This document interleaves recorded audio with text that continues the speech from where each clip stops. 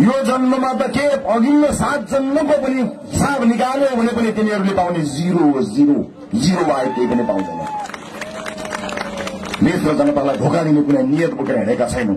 जिन्दगीको बाटोमा हिँड्दै जाँदा कहीँ ठोकियो होला, कहीँ लडियो होला, तर जति पटक लडेर पनि त्यो ठूलो कुरा होइन। उठेर धुलो टकटकाएर हिँड्न सक्ने आँट छ कि छैन भन्ने कुरा महत्त्वपूर्ण कुरा हो। म लाख पटक लडौँला, 1,00,001 पटक फेरि धुलो टकटकाउँछु, हिँड्छु, जित्छु, जसरी उपनिर्वाचनमा तपाईँको साथ दिएको थियो। यति भन्ने आँट मलाई कहाँबाट आयो होला? न सम्पत्ति छ, न कुनै शक्ति छ।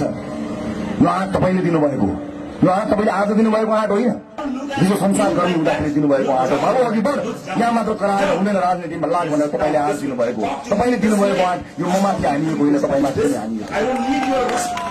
तर छेक्ने म छु। म जनतालाई अगाडि लगाएर आफू पछि बचेर हिँड्ने नेता बन्न चाहन्न। जनताका अगाडि जनतालाई लाग्नुभन्दा पहिला आफूलाई लागोस् भनेर छाती तन्काएर हिँड्न जाने नेता बन्न चाहन्छु। व्यक्तिगत लाभका लागि राजनीतिलाई दुरुपयोग न आफू गर्छु न कसैलाई गर्न दिन्छु।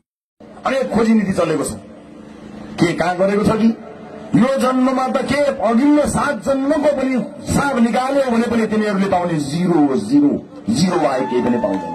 जिन्दगीको बाटोमा हिँड्दै जाँदा कहीँ ठोकियो होला, कहीँ लडियो होला, तर जति पटक लडेर पनि त्यो ठूलो कुरा होइन। उठेर धुलो टकटकाएर हिँड्न सक्ने आँट छ कि छैन भन्ने कुरा महत्त्वपूर्ण कुरा हो। म लाख पटक लडौँला, 1,00,01 पटक फेरि धुलो टकटकाउँछु, हिँड्छु, जित्छु, जसरी उपनिर्वाचनमा तपाईँको साथ दिएको थियो।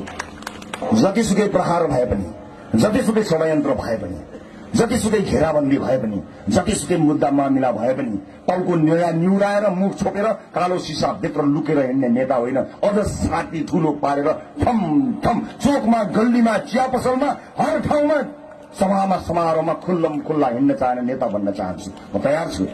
कसैले हिलो फ्याँकोस्, कसैले ढुङ्गा हानोस्, मेरो इरादा बदलिनेवाला छैन। किनकि मैले आशा गरेको, मैले अपेक्षा गरेको र मैले थाहा पाएको अंदाज गरेकै आक्रमणहरू हुन्।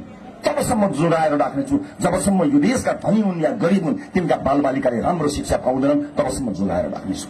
यो देशका धनी हुन् वा गरिब हुन्, सबैले गुणस्तरीय शिक्षामा पहुँच नपाउन्जेलसम्म जोगाएर राख्नेछु। देशमा हाइवे नबनुन्जेलसम्म, स्पिडवे नबनुन्जेलसम्म, मल्टिपल लेन नबनुन्जेलसम्म, देशमा इरिगेसनमा प्रगति नहुन्जेलसम्म, देशमा पूर्वाधारहरू सही समयमा सही गुणस्तरमा नबनुन्जेलसम्म, यो देशमा रोजगारी सृजना नभएसम्म, व्यापार व्यवसाय नफस्टाएसम्म, कृषकले मल बिउ नपाएसम्म, पर्यटनले आकाश नचुम्नेसम्म आजको दिनलाई म मन्न सजाएर राख्नेछु, नबोलिकन सजाएर राख्नेछु। तपाईँ पनि सजाएर राख्नुहोला। जतिसुकै प्रहार भए पनि, जतिसुकै षड्यन्त्र भए पनि, जतिसुकै घेराबन्दी भए पनि, जतिसुकै मुद्दा मामिला भए पनि टाउको निउराएर मुख छोपेर कालो सिसा भित्र लुकेर हिँड्ने नेता होइन। अझ छाती ठूलो पारेर ठम ठम चोकमा, गल्लीमा, चिया पसलमा, हर ठाउँमा, सभामा, समारोहमा खुल्लम खुल्ला हिँड्न चाहने नेता बन्न चाहन्छु। म तयार छु।